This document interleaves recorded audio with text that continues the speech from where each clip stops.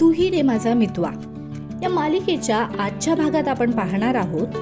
अर्णव शर्वरीला तिचे लॉकेट देण्यासाठी जात असतो. जे लॉकेट त्याने शर्वरीला पहिल्यांदा भेटल्यावर घेतलेले असतं. तो तिला तेव्हा सांगतो की तू माझे पैसे परत दे आणि लॉकेट घेऊन जा. लॉकेट देण्याआधी अर्णवला विचार येतो की जर मी शर्वरीला तिचे लॉकेट दिले आणि ती जॉब सोडून गेली तर. त्यामुळे अर्णव थोडा थांबतो आणि जोरात ओरडतो, नाही जायचं. तेव्हा शर्वरी त्याच्याकडे आश्चर्याने पाहते आणि विचारते, तुम्हाला काही द्यायचं होतं का?